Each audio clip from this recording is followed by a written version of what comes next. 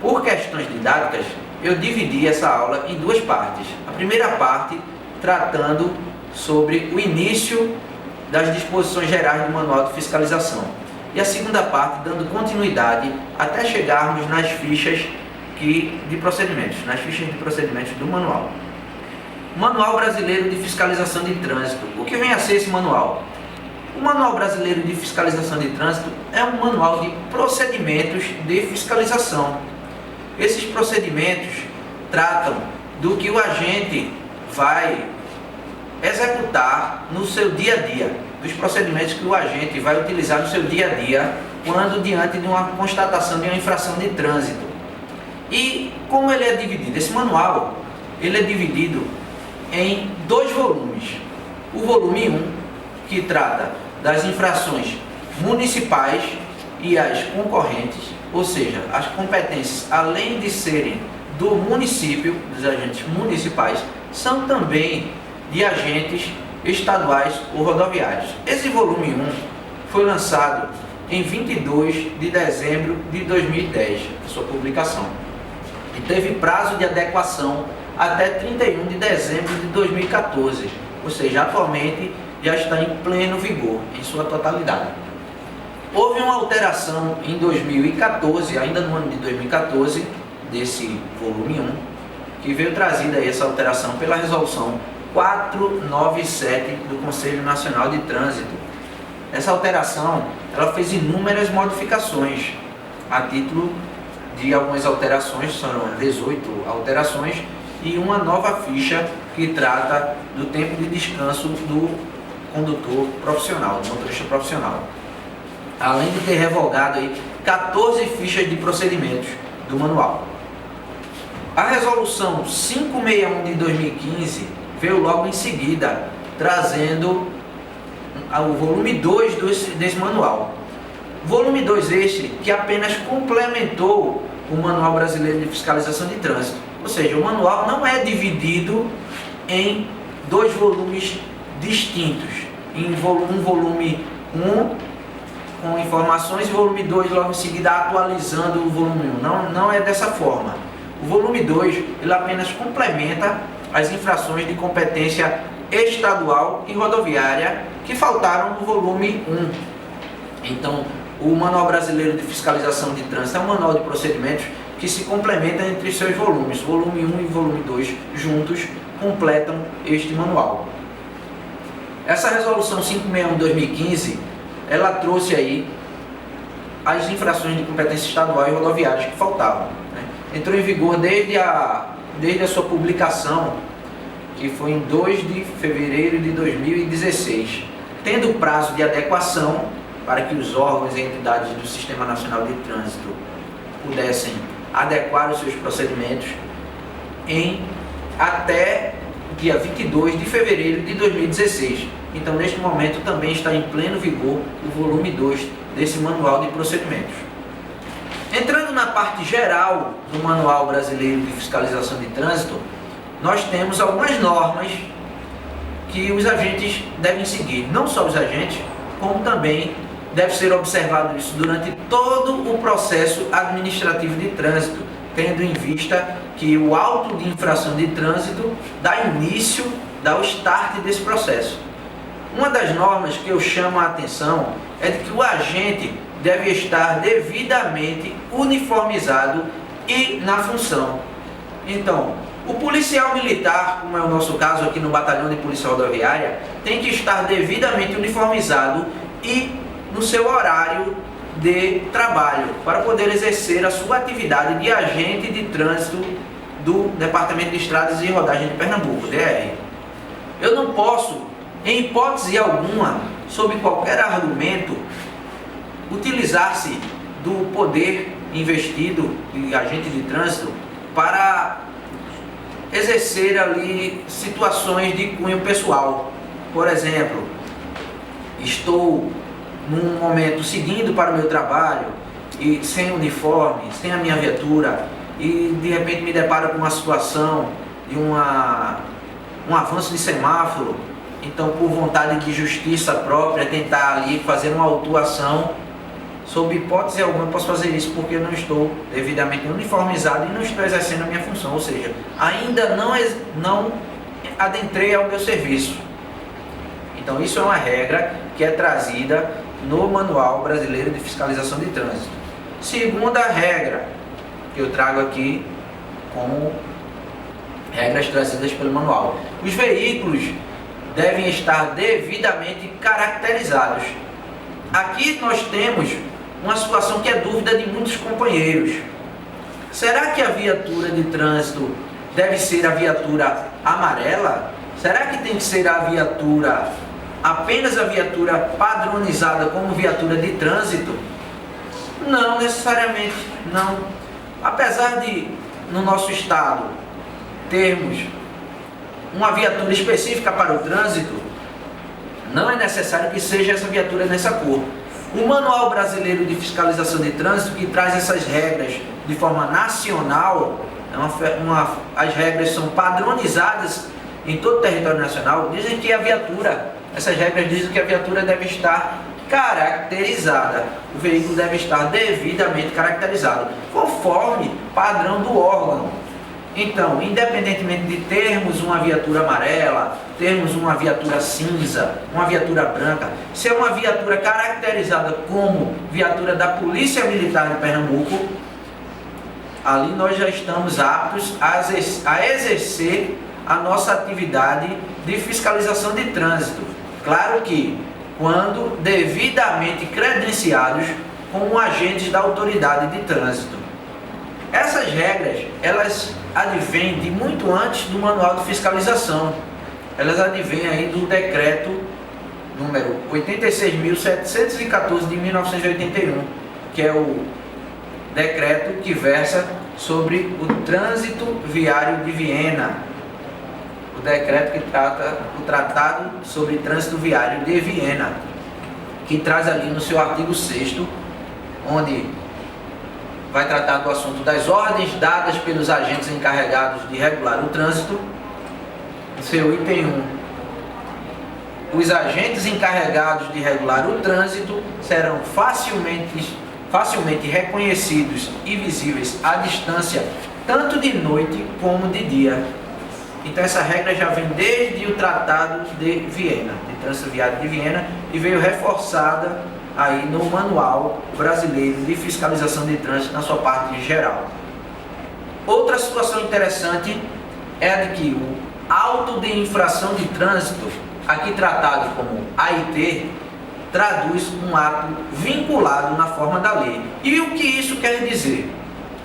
Ao constatar o cometimento de uma infração de trânsito, o agente da autoridade de trânsito não tem outra alternativa senão autuar, desde que dentro do serviço, como foi dito anteriormente, no horário de serviço e devidamente uniformizado, e se aquela infração de trânsito não depender de uma informação complementar que não tenhamos disponível naquele momento. Por exemplo, algumas infrações de trânsito dependem de sinalização específica para ser feita a autuação. Tirando essas exceções, ao se constatar uma infração de trânsito, o agente tem sempre que autuar. Então, não há que se falar aqui em apenas educar, apenas orientar. O agente da autoridade de trânsito, o policial militar de Pernambuco, devidamente credenciado, ele não tem essa alternativa de orientar, de educar apenas. Ele sim vai educar, ele sim vai orientar, mas sem contudo se eximir das obrigações em que a lei lhe implica. Outra situação é de que, para autuar, o agente deve presenciar o cometimento da infração, assim como traz o texto do artigo 280 do Código de Trânsito Brasileiro. Não pode o agente de trânsito lavrar um auto de infração sem que ele presencie. Não tem essa margem de escolha. E dessa vez eu vou só orientar, dessa vez eu vou só educar, da próxima vez eu autuo. não cabe esse tipo de situação diante da constatação de infração.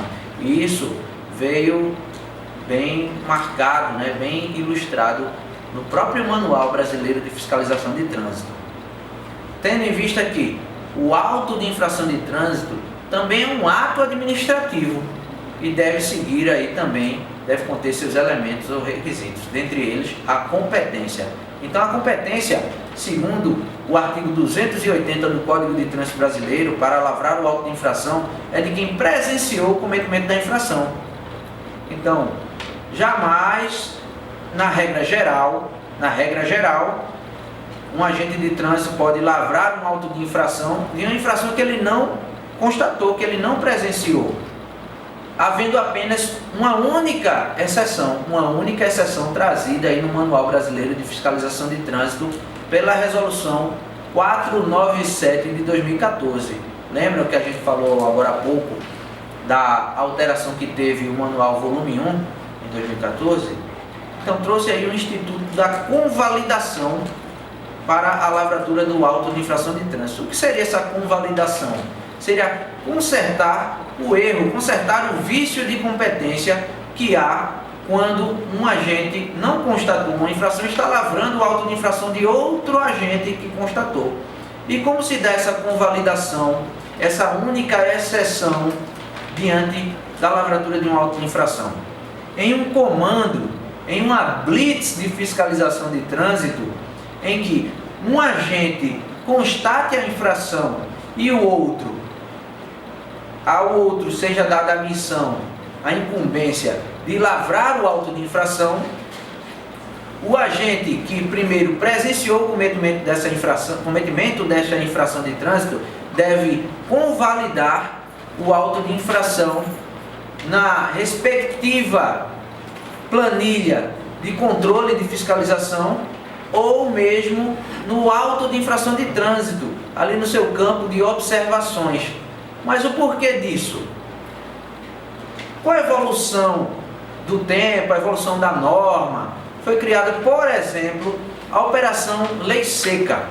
E nessa operação nós temos uma distribuição de atividades entre os agentes que compõem a operação, em que um agente fica como selecionador dos veículos, outro agente fica na abordagem, outro agente conduz o condutor infrator até os agentes que vão lavrar o devido auto de infração.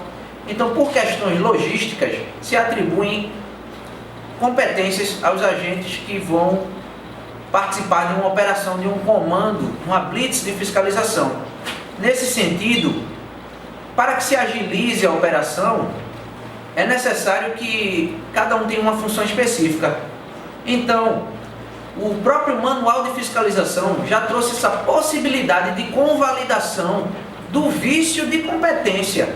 Então, nesse caso, e apenas nesse caso, em que os agentes, um esteja na abordagem, o outro esteja só lavrando o auto de infração, na hora que ele for lavrar esse auto de infração, o que constatou a infração deve convalidar, consertando esse erro, esse vício de competência no próprio auto de infração, seja no campo de observações ou num campo específico criado pelo próprio órgão ou na planilha de fiscalização. Aquela planilha onde realizamos ali a descrição de qual veículo foi abordado, sua marca, modelo, quantidade de ocupantes, número da CNH, do usuário.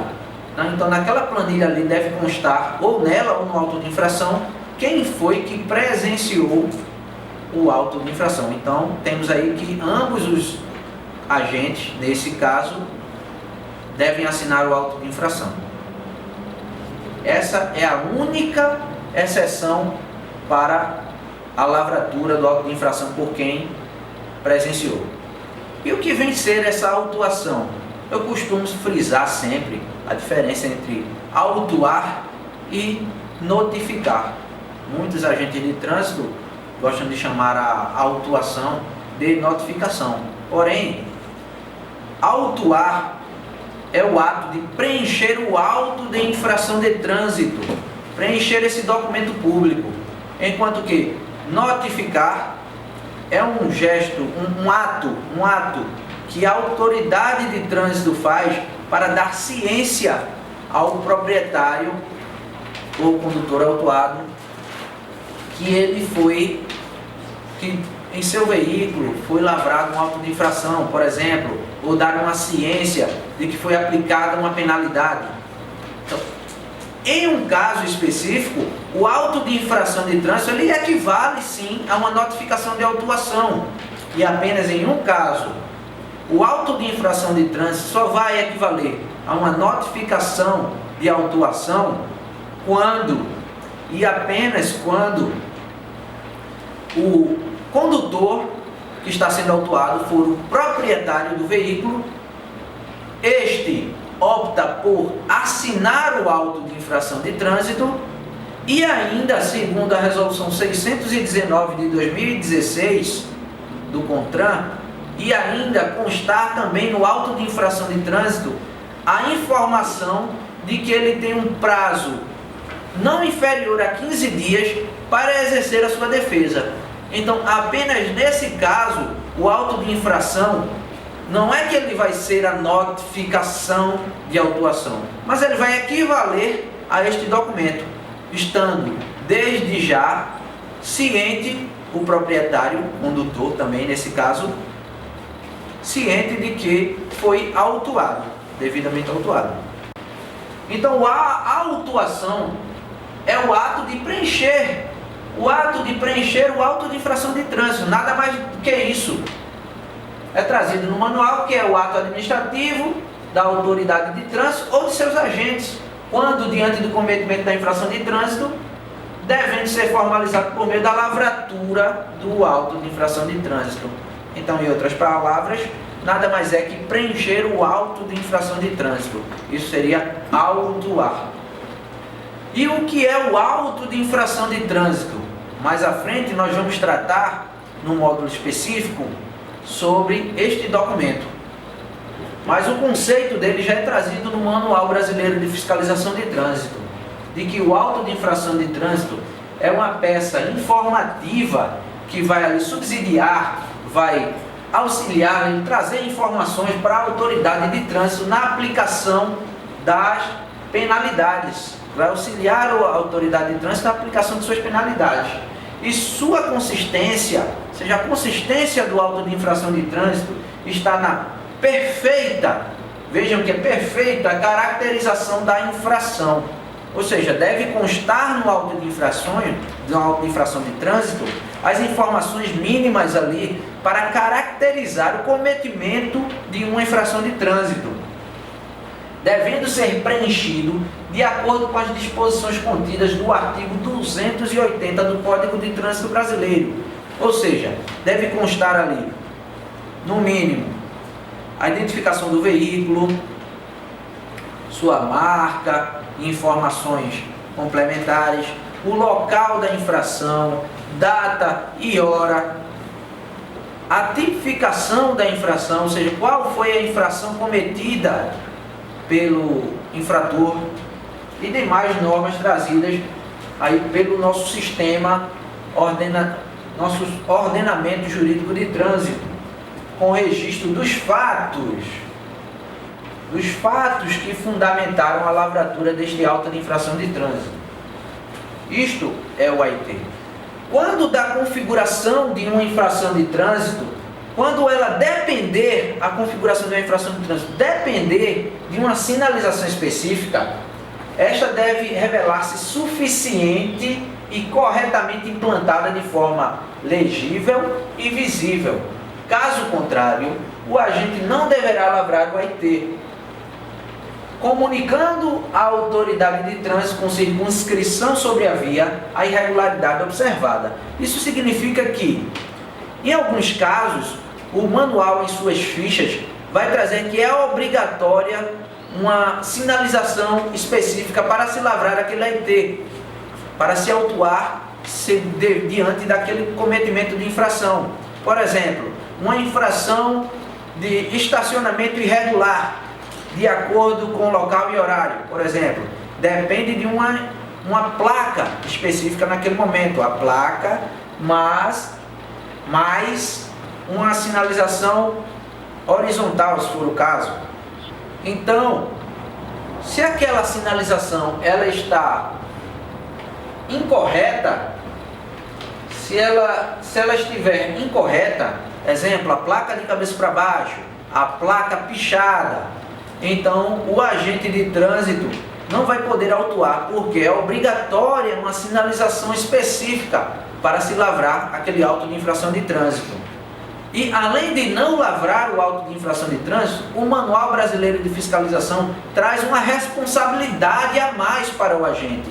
Não basta não lavrar o auto de infração, ele deve se comunicar com a autoridade de trânsito, trazer aquela informação ali para o seu órgão, para que aquela irregularidade seja devidamente uma situação para ser regularizada, caso seja necessário, diante da autoridade de trânsito. Quando a infração depender de informações complementares, estas devem constar no campo de observações do auto de infração de trânsito. Então, informações como uma resolução que complemente, qual foi um equipamento obrigatório que estivesse, por exemplo, irregular, essas informações devem constar no campo de observações. Quando não for possível, por exemplo, informar quem era o condutor devido a uma fuga do veículo, a uma evasão, isso deve ser informado no campo de observações. O auto de infração de trânsito não pode ter rasuras, não pode ser riscado, não pode ter emendas, não pode ter corretivos ou qualquer tipo de adulteração. O seu preenchimento se dará com letra legível, preferencialmente com caneta azul ou preta. Isso é o que traz o Manual de Fiscalização de Trânsito. Poderá também ser utilizado um talão eletrônico para o registro da infração de trânsito, conforme a regulamentação específica. Então, o auto também pode ser trazido na sua forma eletrônica. O auto de infração de trânsito deve ser registrado em apenas uma infração por auto. Apenas uma infração por auto, sem qualquer tipo de rasura, como foi dito, e de preferencialmente feito com caneta, escrito com caneta azul ou preta, quando for o talão na sua forma manual. Apenas uma autuação deve ser feita para cada raiz do código de enquadramento. E o que vem a ser raiz do código de enquadramento? A raiz são os três primeiros numerais do código de enquadramento. Como exemplo, o próprio manual traz aí o enquadramento para cinto de segurança, deixar o condutor ou o passageiro de usar o cinto de segurança. O código de enquadramento do artigo 167, nós temos o 51851 para condutor, quando o condutor está sem o cinto de segurança, e o 51852 para o passageiro que está sem o cinto de segurança. Percebam que é o mesmo artigo, é o artigo 167 do Código de Trânsito Brasileiro. Então percebam que os três primeiros numerais coincidem: 518 para condutor, 518 para passageiro. Só vai mudar nesse caso aqui o código de desdobramento deste código de enquadramento. Percebam que é o mesmo código de raiz, esses três primeiros numerais, para os dois enquadramentos, mesmo artigo. Então o manual determina que deve ser lavrado apenas um auto de infração de trânsito diante da constatação ali de dois códigos raízes iguais. Por que disso? O porquê disso? Perceberam que 518 na primeira, 518 na segunda, e ambos são do artigo 167. Eu não posso punir alguém duas vezes pelo cometimento da mesma infração de trânsito. Então eu não posso lavrar 2 autos de infração com base no artigo 167 do Código de Trânsito Brasileiro, tendo em vista que isso geraria aí dupla punição na mesma esfera. Ou seja, no âmbito administrativo, eu estaria punindo, caso assim eu fizesse, estaria punindo o condutor 2 vezes pelo artigo 167 do Código de Trânsito Brasileiro. O manual determina que, nesses casos, seja feita apenas uma lavratura de auto de infração, especificando ali no campo de observações as demais infrações cometidas com base neste mesmo Código de Enquadramento, com essa mesma raiz, mudando apenas o desdobramento, nesse caso, com o mesmo artigo, deve ser feita apenas uma lavratura de auto de infração. Por exemplo, nesse caso específico, lavra-se apenas o auto de infração de trânsito do condutor que não está utilizando o cinto de segurança e especifica aí os demais passageiros que não estavam utilizando o cinto, isso no campo de observação do auto de infração de trânsito. Tratamento ao usuário com urbanidade e respeito. Apesar de, na minha opinião, não ser necessário constar isso no próprio manual de fiscalização, mas é uma regra de todo servidor público, principalmente no trânsito. Um infrator de trânsito, de maneira geral, na grande maioria das vezes, ele é apenas um infrator da norma administrativa. Nem sempre ele vai ser um criminoso. Em algumas vezes sim, mas na grande maioria das vezes ele é apenas um transgressor de uma norma administrativa. Então não cabe ao agente de trânsito, ao policial militar, chegar chamando a atenção de forma desrespeitosa, sem urbanidade. Cabe apenas ao policial militar, credenciado pela autoridade de trânsito, lavrar o respectivo auto de infração diante do cometimento da infração e não estar chamando a atenção um pai de família dizendo que ele deveria ter pago o licenciamento do veículo, que aquilo que ele fez foi um absurdo. Cabe sim ao agente orientar, educar e lavrar o devido auto de infração de trânsito, ou seja, sem se eximir das responsabilidades que a lei lhe impõe. Então não cabe ao policial estar chamando a atenção do usuário de forma desrespeitosa. Claro que, se for preciso, dependendo da situação, será utilizada a força necessária, será feita a devida condução do indivíduo à delegacia de polícia, mas isso quando o caso assim exigir. De maneira geral, o agente de trânsito, o policial militar, não deve estar chamando a atenção de forma desrespeitosa ao usuário da via pública. E no próximo módulo veremos a segunda parte geral do Manual Brasileiro de Fiscalização de Trânsito.